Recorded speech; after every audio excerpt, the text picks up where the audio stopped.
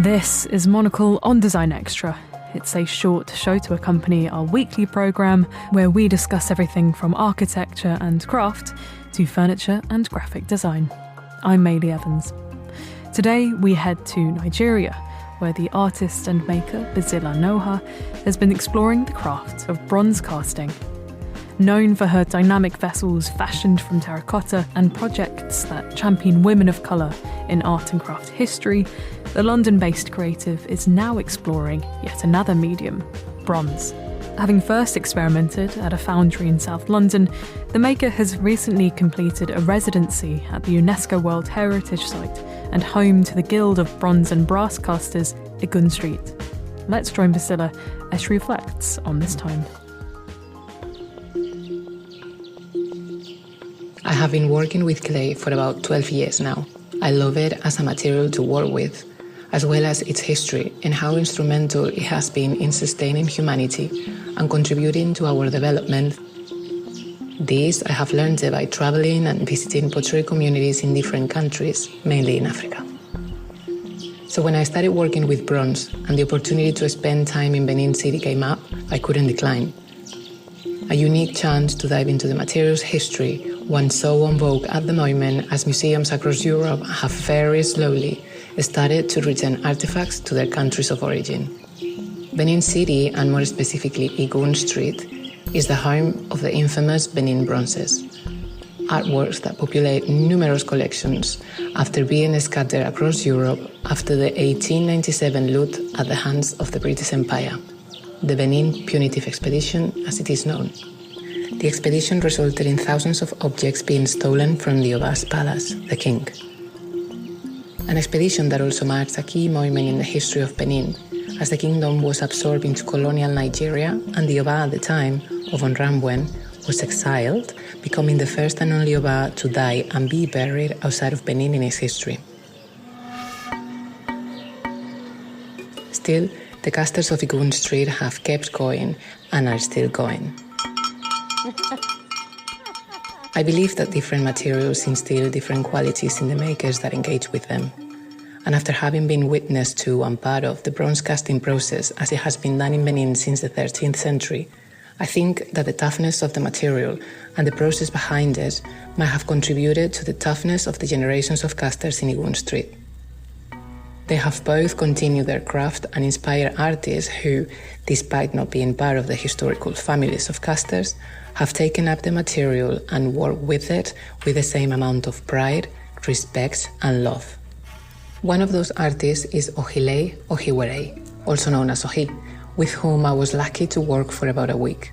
Following his patient and knowledgeable guidance, I made sculptures in clay and wax and engaged with the exhausting and tedious process that saw them become bronze under the Nigerian sun in the heat of the flames of wood fires that rose up to 1,000 degrees.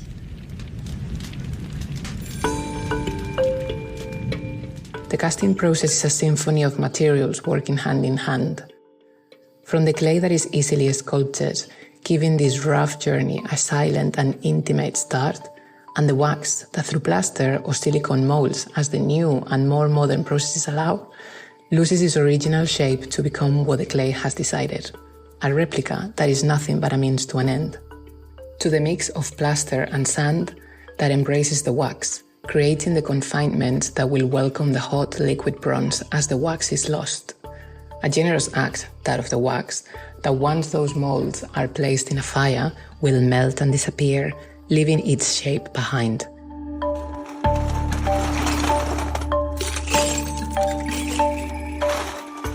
As the molds are ready to go, the bronze arrives.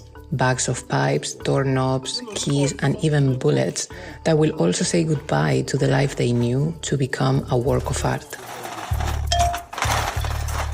The generator goes on, a deafening sound that fills the site, and that will provide the energy to have the blower on. Once done by a man, a blower feeds a fire that will melt the bronze. In an hour, these bits and bobs of material become one mass of liquid bronze.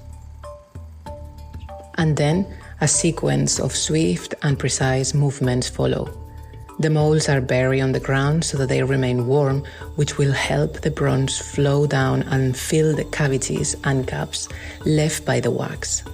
Only the mouths of the molds are left out in the open. Through these tiny holes, the wax melted away, and now the bronze will be poured in. Desmond, one of the guys that support Tohi with different parts of the process, puts his sunglasses on and a bandana over his mouth and nose. He skillfully fishes the buckets containing the melted bronze out of the fire to pour the liquid onto the molds. If you blink, you will miss it, as it all happens in a matter of seconds, or the bronze will get cold and settle. With the arrival of March, the showers heralding the rain season have started. Lo and behold, even if some drops had fallen at the start of the day, threatening our plans, the sun had shone throughout the casting time. A blessing from Igun, the god that traditional bronze casters revere.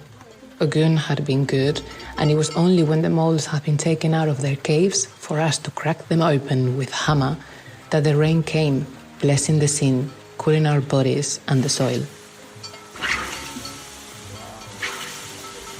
Perfect timing, if one there ever was. For Monocle in Benin City, I am Bisila Noha.